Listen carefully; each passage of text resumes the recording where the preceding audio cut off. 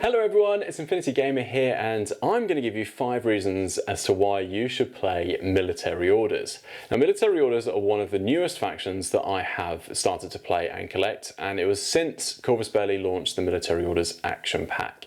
Since then I've been collecting different units and I've been playing with different styles, and I have fallen in love with them, and here are 5 reasons as to why you should give them a go as well. The first one is that they do one thing incredibly well, I think. They are durable, tanky, they're relatively fast-ish, but they can take a hit. So they're fairly durable units almost across the entire board. They're not the absolute best in the game in this, but the average trooper within Military Orders has a lot more survivability than a lot of other things out there. There's a lot of heavy infantry. You don't see a lot of light or medium infantry apart from the lines, you know, like your standard troopers. Most of them you'll find are the knights, and a lot of those knights are incredibly tanky things with good pH, good armour, good wounds, which means that they can pretty much take a hit and walk it off like a champ. So it's very straightforward.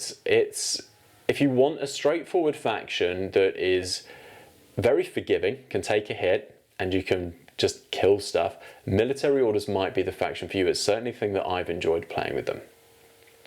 Number 2, they have limited but good options almost around the board. So they don't have the same range of different toys and synergies that other sectorials have, but what they do get is pretty good. I mean, things like the Knight of the Holy Sepulchre, I've heard that be described as a 1-unit army several times where I've taken it within Military Orders.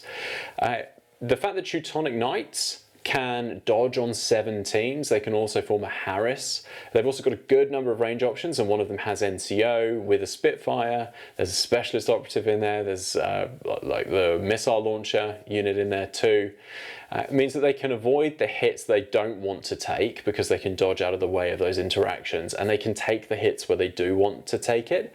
The control is pretty much there with them, and even if you get surprised by a hit, the dodging on some of these units is good enough, and the armour and the wounds means that you can take it and you can deal with it. And that's before we even look at something like the Tikbalang. Now that is a very cool tag. It doesn't cost the earth like some other tags do. In fact, it doesn't cost that much more than a Knight of the Holy Sepulchre. But it's got so many options. You know, it's got the APHMG, it's got, I think it's got the flamethrowers, yeah, and it's got climbing plus. It's got loads of wounds, it's got loads of armour. It's great fun to play. I do love taking that. So there you have it. Number 2, if you want something that has limited options, but good options, Military Orders could be the perfect sectorial for you. Reason number 3, and incredibly subjective and ever so slightly biased, is I think they've got some of the best looking models in the game right now. I must admit, I thought space swords were a bit silly when I first was looking at Infinity and saw Military Orders. Add to that tabards and robes and weird little crosses sewn into their jackets, and I just thought they were a little bit odd. I thought they were a little bit too Black Templar for me, and I never really liked the idea of that faction in Warhammer 40k. However, a lot of the new stuff that's come out for Military Orders just looks insane. The new Teutonic Knights, those sculpts are fantastic. The Tikbalang's old and desperately needs a new re-release, more for availability than because the sculpt looks bad. I mean, you look at this and it looks great still, and yet it's not the newest one at all. Got the Knight of Montesa, which is a very cool looking bite unit. The Knight of the Holy Sepulchre looks cool. One of my favourite units in the entire game is the Knight Commander. Which is a shame because it's a hollow mask, so you never actually get to see the real model. I do just think that a lot of the Military Orders units just look really cool. So that is reason number 3 as to why I think you should play Military Orders, because you'll be collecting some of the coolest models in the game. Number 4, they have some very varied combos that you can run.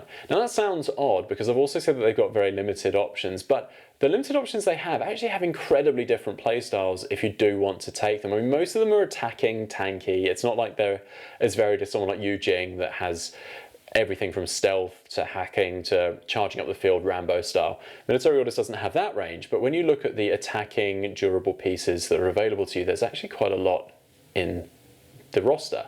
Something like the Joan of Arc Death Star is still a viable option because you can couple that with some nice Hospitallers to make it fairly tanky, to make it roam up the field. You won't have a lot of points left for anything else, but then when you've got that charging up the field, doing a lot of the objectives for you and doing most of the killing, you don't really need much else. You've also got several mixed fire teams that could jump across from each other, so having a Teutonic Harris next to a Crozier Corps, both of those units can form their own, or form mixed fire teams, so you can go from a pure of each, or you can start with a mixed bag where there's a Teutonic in with the Crozier Corps and then there's a Crozier in with the Teutonic Harris. And then as things die or as you decide to move off, you can reform those links and turn them into pures. Like, there's a lot to actually play around with if you want to do it. Same with like the attack or the defensive pieces. Things like the Black Friar with MSV2 and the heavy rocket launcher can be a really good ARO piece, especially in a 5-person corps with the Croziers. But you can also play it fairly aggressively because there's that secondary profile with the Albedo biometric visor. I think it's got a multi-rifle off the top of my head. And then you can couple that in a Crozier core link with the MSV2 Crozier Spitfire.